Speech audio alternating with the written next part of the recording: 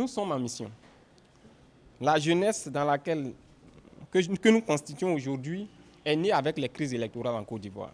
Chaque 5 ans en Côte d'Ivoire, depuis la mort du vieux en 95, en 93, jusqu'à aujourd'hui, il n'y a pas d'élection en Côte d'Ivoire où il n'y a pas de crise.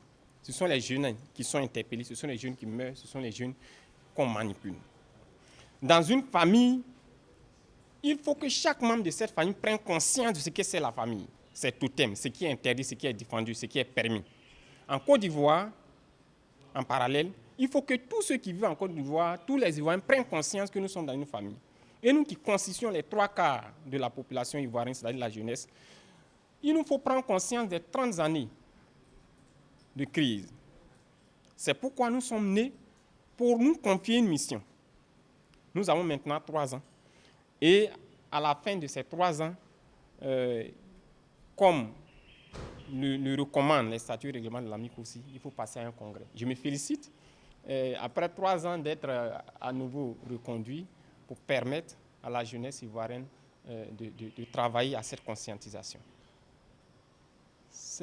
À la fin des fins, c'est l'espoir. C'est l'espoir. Vous savez, nous ne pouvons plus continuer en Côte d'Ivoire où chaque 5 ans, on fait palabre, on se tue un peu. On attend encore les prochains 5 ans. On fait encore palabre, on se tue un peu. On crée une commission électorale de réconciliation et puis le cycle reprend. Ce soir, je me satisfais du fait que les jeunes de Côte d'Ivoire, ce que nous appelons la jeunesse substantielle, la jeunesse des valeurs, m'aient choisi pour porter le flambeau de ce combat-là. Pour que 2025 qui vient là, on ne puisse plus prendre la tête d'un jeune comme ballon de football. Pour que ça n'arrive pas, il faut que cette jeunesse prenne conscience que la question de la réconciliation doit être son propre combat. Pour que les jeunes comprennent qu'il faut ce qu'on appelle la dignité. La dignité. On peut me donner, mais quand ça ne m'honore pas, je ne prends pas. Il faut que chacun de nous réfléchisse à ça. Les jours à venir, par exemple, nous allons nous engager avec d'autres organisations pour poser des pas clairs, parce que les gens ne le disent pas assez, mais la paix, ça se réclame, ça se construit. Nelson Mandela, c'est un homme de paix, mais il a réclamé la paix. Nous allons réclamer la paix en parlant aux jeunes de Côte d'Ivoire, en les sensibilisant, en les interpellant. En interpellant aussi le politique, qui doit créer les conditions optimales pour qu'en 2025, la Côte d'Ivoire sorte grandie. Cela passe par le courage aussi. Et nous voulons aller dans ce sens, pour interpeller, pour poser des pas, pour tourner. Vous avez vu ce que la marraine a dit. Nous allons faire le tour de la Côte d'Ivoire pour s'aimer ce germe de nouvelles valeurs en Côte d'Ivoire. Il y a eu des jeunes en Côte d'Ivoire hier qui ont parlé en notre nom, mais qui malheureusement ont conduit la Côte d'Ivoire dans le chaos. Nous n'allons pas être cette jeunesse moutonnière passive qui est dans l'assistanat, qui est comme l'oision, qui attend que la mère vienne lui donner de la nourriture dans la bouche. Nous allons prendre des pas pour nous engager dans la consolidation, dans la construction d'une République des valeurs en Côte d'Ivoire. Et ça, c'est une réclamation. Nous ne pouvons plus être des moutons de bétail. Nos perspectives sont claires aujourd'hui. En septembre 2025, si nous estimons que les conditions ne sont pas réunies pour les élections apaisées, nous allons demander qu'on reporte les élections. Mieux vaut reporter les élections que d'endeuiller les gens.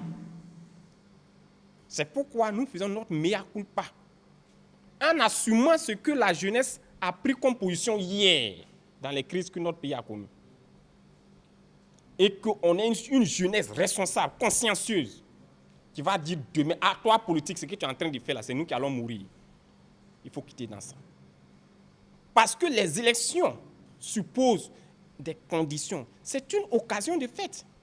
Mais pourquoi le politique ne veut pas jouer à ce jeu pour que la fête soit toute belle? Nous allons réclamer cette fête. Vraiment, je ne peux que lui dire beaucoup de courage. Il a toute ma bénédiction. Le féliciter.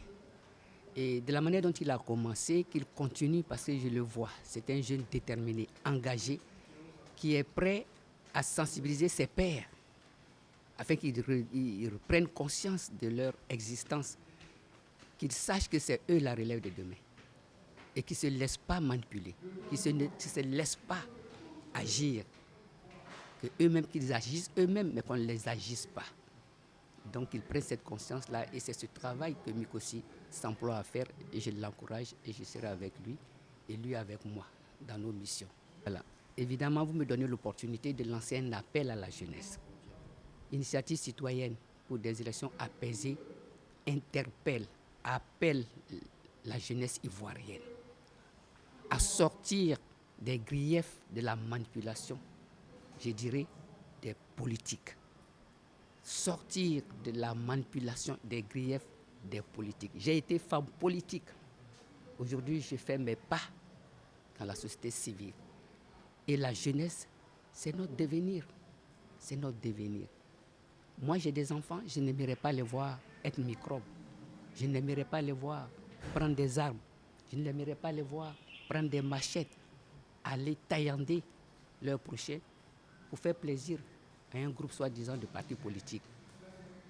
Pour combien de francs? Pour des miettes? Pour de l'argent qui va finir bientôt? Alors que ta vie est en jeu. Ton avenir est en jeu. Il faut aussi devenir quelqu'un demain. Donc nous interpellons cette jeunesse-là à vraiment prendre leur place de demain, d'être les devenirs de demain, d'être les responsables de demain.